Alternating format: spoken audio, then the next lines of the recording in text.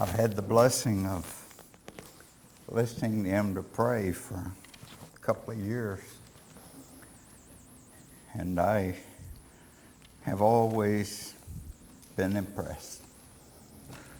I thought I'd share that with you. And if you want to, turn to the book of Exodus. I want us to look at some things there that are a bit different. Now, we've looked at some of it before. We'll be in chapter 4, if you will turn. Frankly, I, in my mind, studied. I got hung, so I took a few months to see if I could figure out more and be clear on what I wanted to say.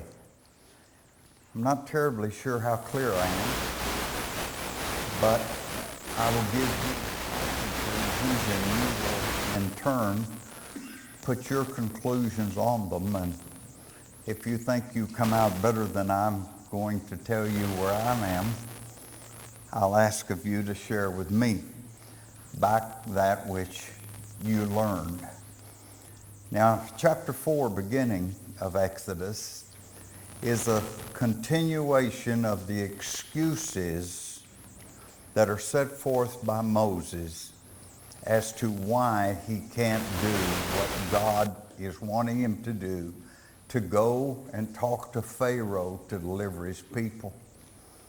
Now, he started his excuses in chapter 3, and you can look there and see as he continually makes excuses to God. His first one, 15. Who am I that I should go unto Pharaoh, and that I should bring the children of Israel out of Egypt? Who am I? He says. Well, he continues with his excuses. I think it's interesting as he works through those excuses, but chapter 4 now, and Moses answered and said, but behold, they will not believe me, nor hearken unto my voice, for they will say, the Lord hath not appeared unto thee. So they won't believe me. Brethren, we listen to Moses make excuses, and it ties into ourselves. We think God can't work through us. I'm telling you, God can work through anyone that will turn themselves over to him. Now, I don't know if Moses had a speech impediment. I don't really think he did. But he's saying he doesn't speak very well. Well, why don't you speak very well, Moses? The Bible doesn't give me that answer. But I do know that even poor speaking, if that were my situation, but I was deeply in love with that which I speak about, I can have an influence. The latest illustration, and I see them all the time, but I'm hoping you've seen this one, is the autistic young man on America's Got Talent. That's awesome to be able to sing like that. And then when you get him to talk after he has sung, he can't. I mean, he stammered.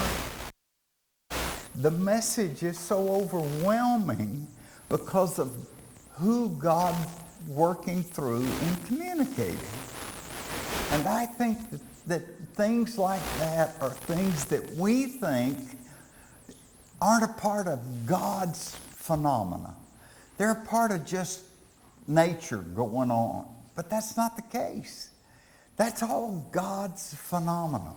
Now, I look, as we look in chapter 4, as he goes on with the excuses, and I marked in yellow verse 11, because I think 4:11 needs to be a part of what we know. And the Lord said unto him, who hath made man's mouth? Or who maketh the dumb, or the deaf, or the seeing, or the blind? Have not I, saith the Lord? I make all of that. And we think there's some reason that that's a curse.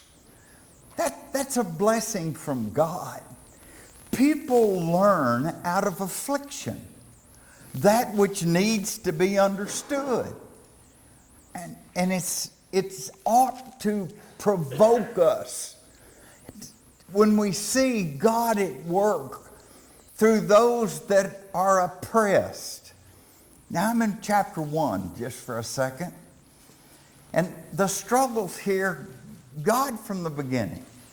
And Genesis, and Genesis ties into Exodus, and into Leviticus, and into Numbers, and into Deuteronomy. And Exodus ties into all the other four also. And Leviticus ties into all the other four also. And Numbers and Deuteronomy, they all tie. You've got to read and then close your eyes and sit back and think of the picture.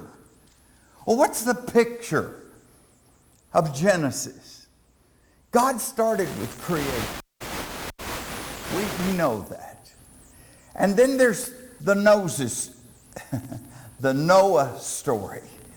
And we go through the flood and all that's there in the Noah story. And God wiped the earth clean. But he said we'll not be destroyed again with water. And every time you see a rainbow, it says, I won't destroy you with water. And so the rainbow preaches. There's things around us every day that are preaching to us, communicating with us, that sometimes I feel like I miss all the sermons God is preaching. I look at Noah. Well, then I go and Genesis is about people that were leading. Abraham's next. Abraham, blessed of God. God would make of him a great nation. Now think about that. How's God going to get that done? God's going to make him a great nation. And of his seed would all nations of the earth be blessed. How's God going to do that? Well, we got Abraham, Isaac. See, he didn't have any children until he was 100 years old that were of Sarah, who was promised also. Then Isaac is born. Descendant of Isaac, Jacob. Jacob, whose name was changed to Israel. Well, then Joseph. And Joseph, chapter 39 through the end of the book of Genesis. And Joseph was thrown away by his brothers, Israel's other 11 boys. Thrown away. Thrown in a well. But I think they thought they could make $1, so they pulled him out of the well. They were going to leave him there to die, and they sold him to slave traders.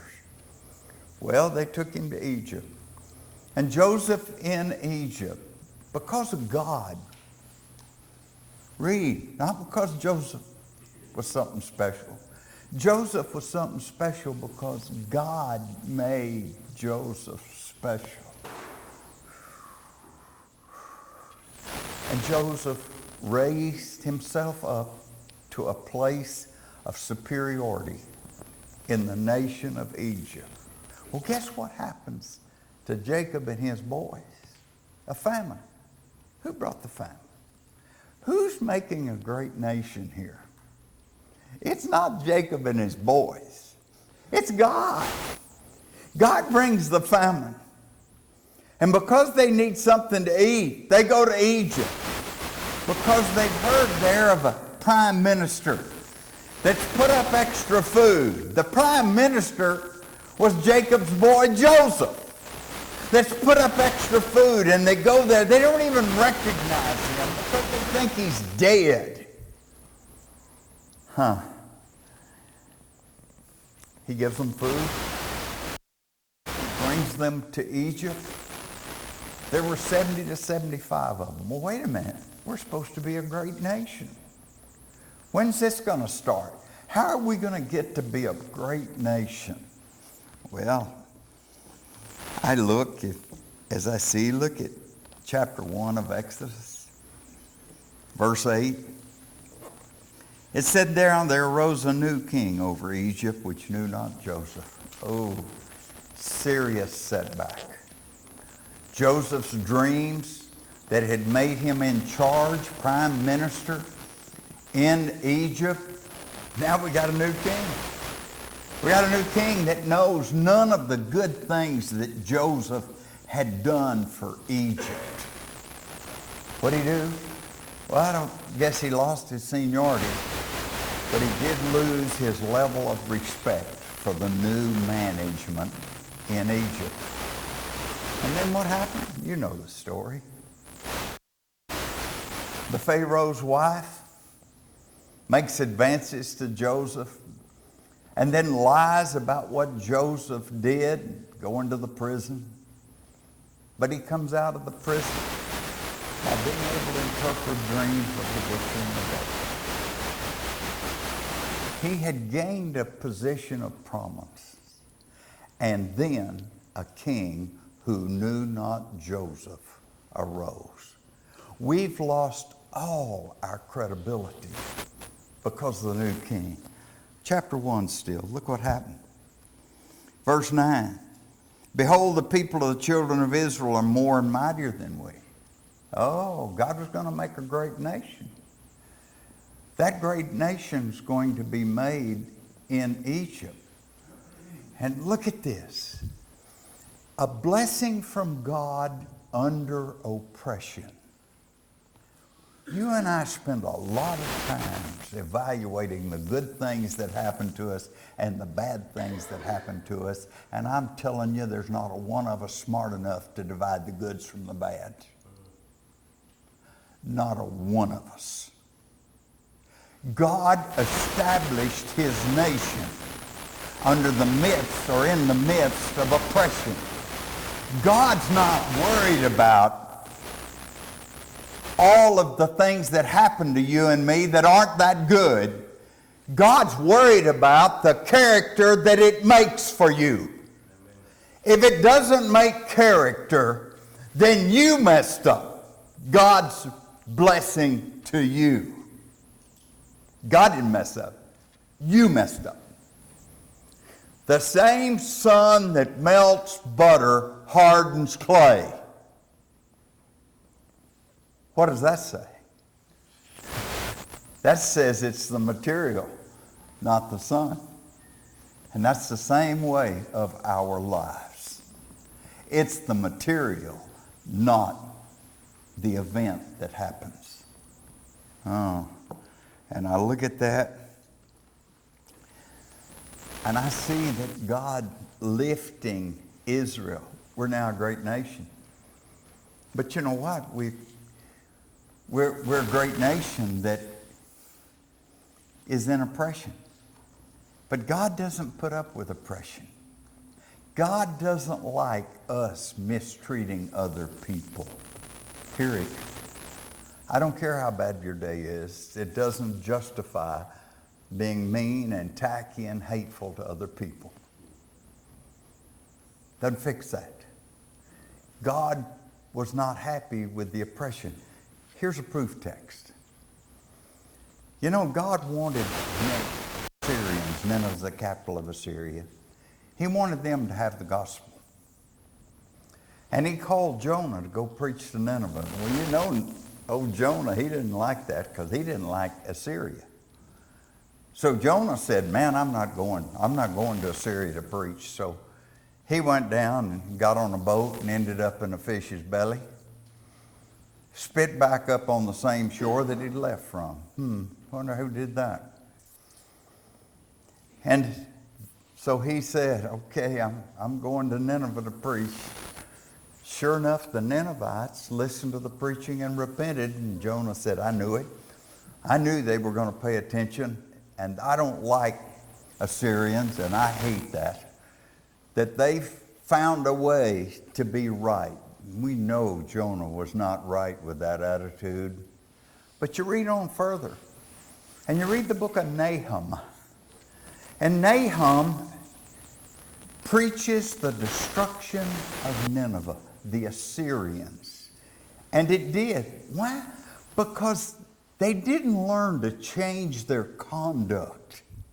And God destroyed the Assyrian.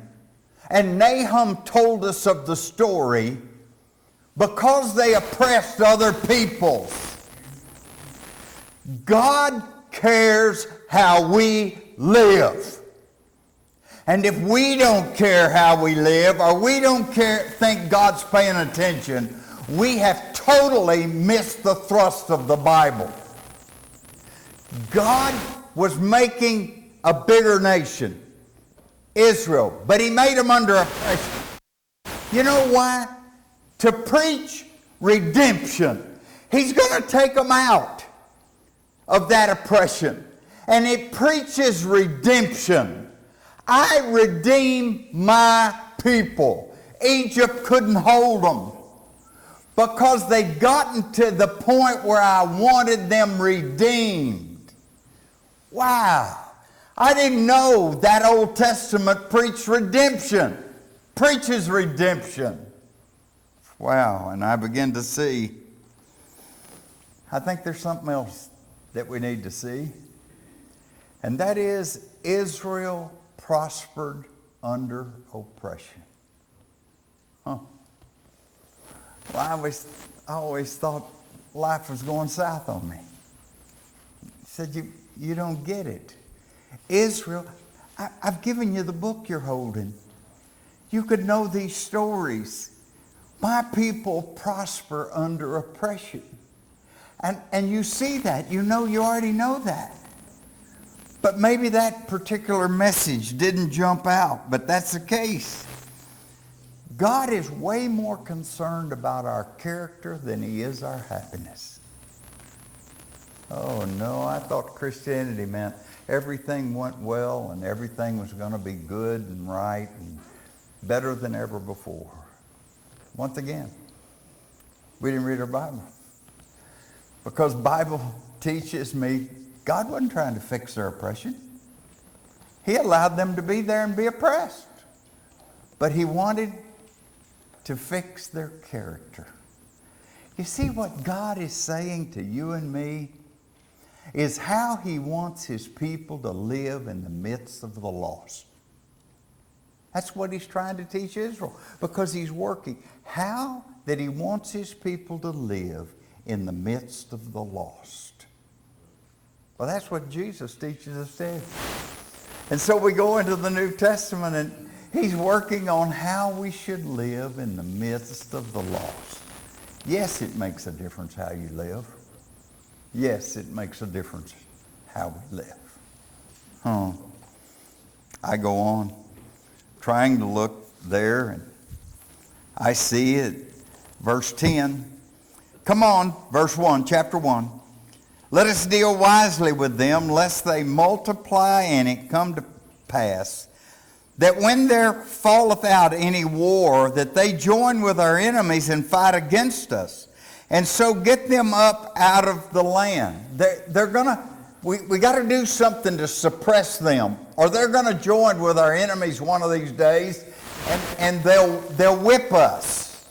So what did they do? They put taskmasters over them. And the first time, the expression slave labor had come into play right there. But then it went from there, slave labor, look at verse 16, to ethnic cleansing. They said every male Jew that's born, we want him killed. Well, that's ethnic cleansing. They were going to eliminate the Jewish nation by killing the male Jews. But that didn't work either. Because Pharaoh's daughter goes down to the river and there's a little baby in a little boat. And she's moved by the little baby that's in the little boat. And she goes to get the little baby in the little boat out of the water. She's saving the deliverer of Israel. Moses is the little baby that's in the little boat. Well, another Israelite, her slave, says to her, do you want me to get a woman that will feed your baby? Yes. And so she went. Well, the most likely was the boy's mother. So she got the boy's mother and let her raise the baby in Pharaoh's court. Allow them. Just exactly what is it that our God can't do? And I just struggle as I see how God works in our lives. Can you not see in your life where God has worked and brought you to this place? And upon that working, bringing you to this place, I think it says, I can do more with you. I want to do more with you. Well, it goes on, and now I move to chapter 4. And I see in 4:1 that Moses answered and said, but behold, they will not believe me nor listen unto my voice. For they will say, the Lord hath not appeared unto thee. That's the same thing I say. If somebody says they can do a miracle, I said, I don't believe the Lord told you that. Prove it. Well, that's what Moses knew was going to happen. So look what God did. And the Lord said unto him, what is that in thine hand? And he said, a rod. And he said, cast it to the ground. And he cast it to the ground, and it became a serpent. And Moses ran from it. No, I'm scared of that. And the Lord said unto Moses, put forth thine hand and take it by the tail. That took a little faith right there as far as I'm concerned. And he put forth his hand and caught it, and it became a rod in his hand. Now God is giving Moses credentials. Before there was a Bible to compare, to see who's preaching truth and who's preaching error, God gave credentials, miraculous credentials. Today we've got the Bible to compare to what men are saying. Find him. He even tells us, 1 John 4:1, beloved, believe not every spirit, because many false prophets are going out into the world. I don't want you to grab hold of something that's wrong, so try the spirit to see if they are of God. And God's now giving credentials to him.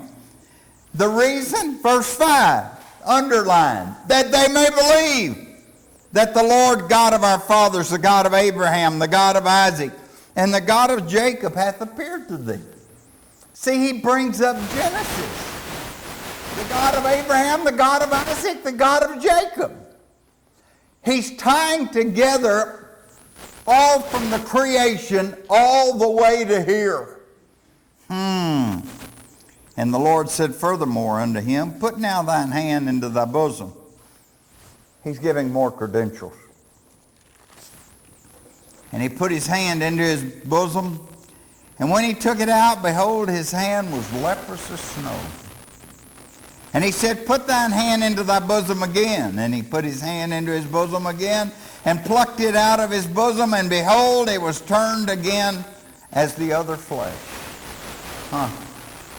So we got the serpent, we've got the leprosy, and it shall come to pass, if they will not believe thee, neither hearken to the voice of the first sign, that they will believe the voice of the latter sign, and it shall come to pass, if they will not believe also these two signs, neither hearken unto the voice, that thou shalt take of the water of the river and pour it upon the dry land, and the water which thou takest out of the river shall become blood upon the dry land. 3 miracles that would give credentials to Moses as he spake.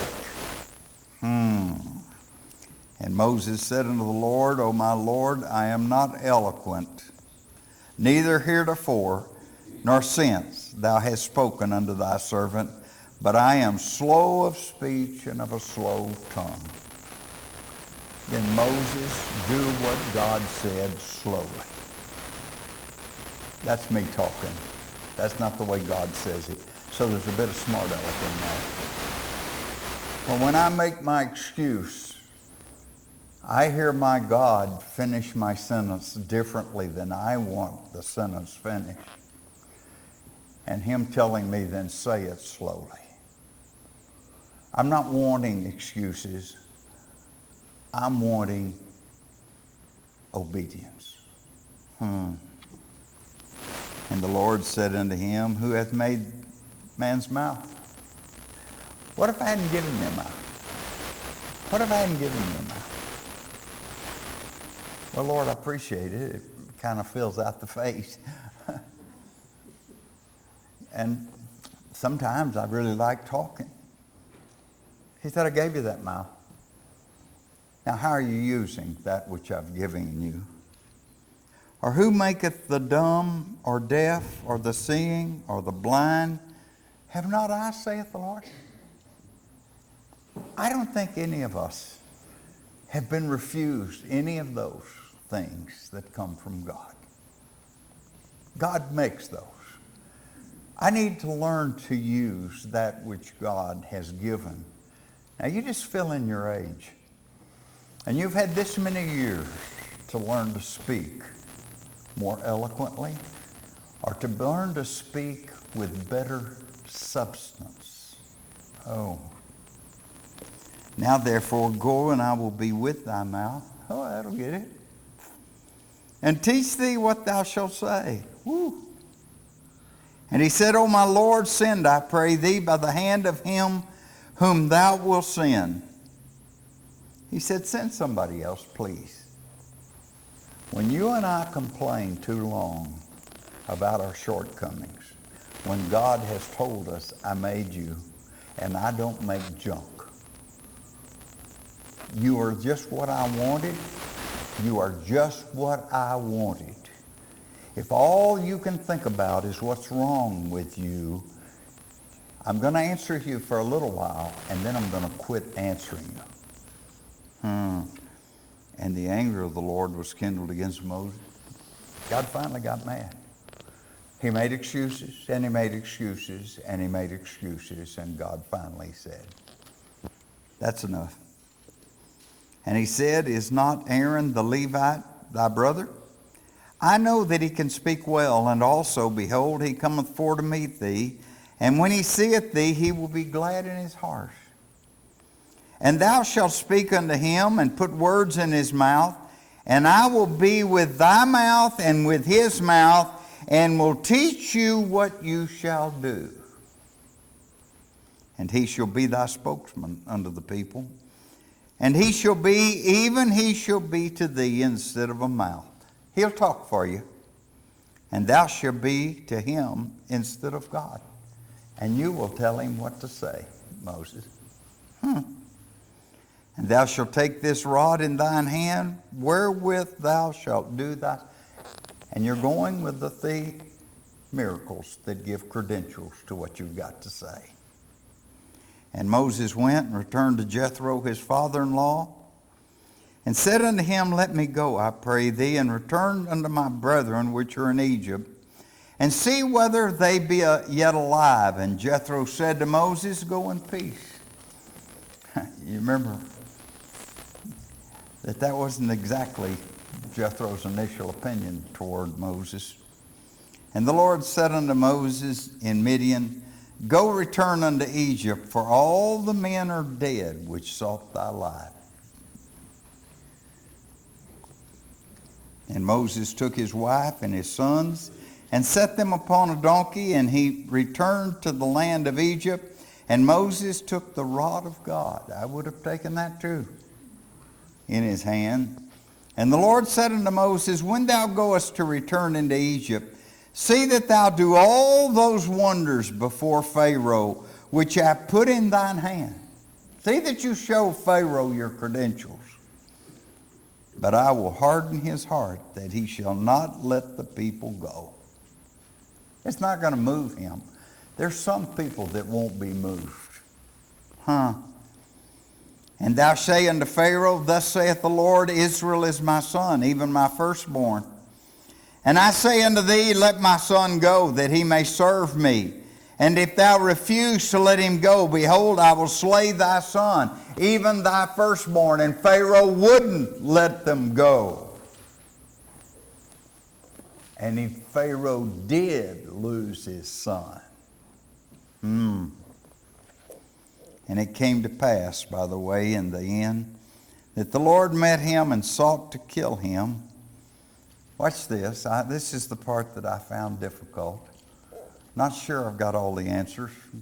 You can do your own study. I'm going to read 24 again. And it came to pass, by the way, in the end, that the Lord met him and sought to kill him. I'm not sure who the him is. Then Zipporah took a sharp stone and cut off the foreskin of her son and cast it at his feet. That's Moses. And said, surely a bloody husband art thou to me. So he let him go. Then she said, a bloody husband thou art because of the circumcision. We'll study circumcision more thoroughly in months to come, if the Lord wills. But circumcision meant covenant relationship with God. Genesis 17, if you want to study ahead. Covenant relationship with God. I think Zipporah is criticizing Moses for not having their children in covenant relationship with God. And she did herself that which Moses should have done. Ooh, 2 or 3 things there. Men, it's your job to train up your children the way of the Lord. That's Ephesians 6:4. Now, if your wife's helping you, you just be thankful. But it's your job to do it. Oh. And because he hadn't done it, she did it. Ladies, we owe that to our children. We owe that to push our men to train our children in the way they should go. But if they're not going to do it, it's yours to do. It's yours to do. Because that they get that training is more crucial than who does that training. But Zipporah had to correct Moses.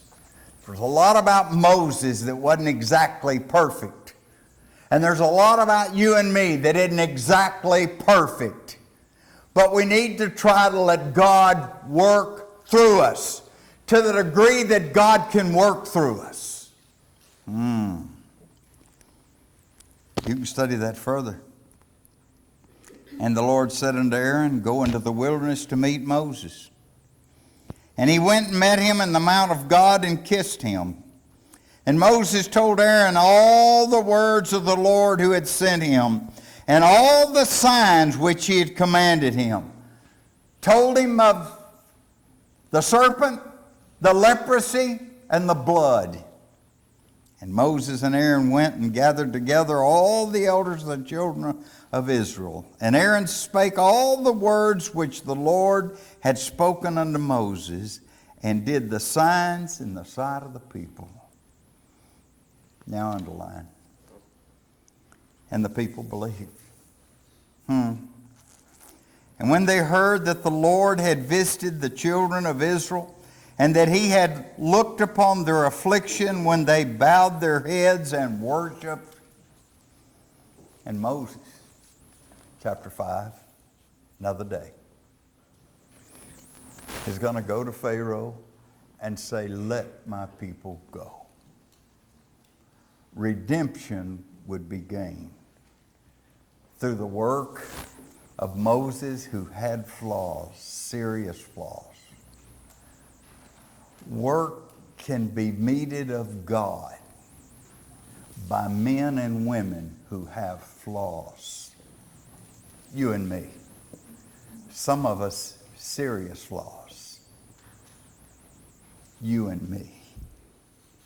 God can work through us.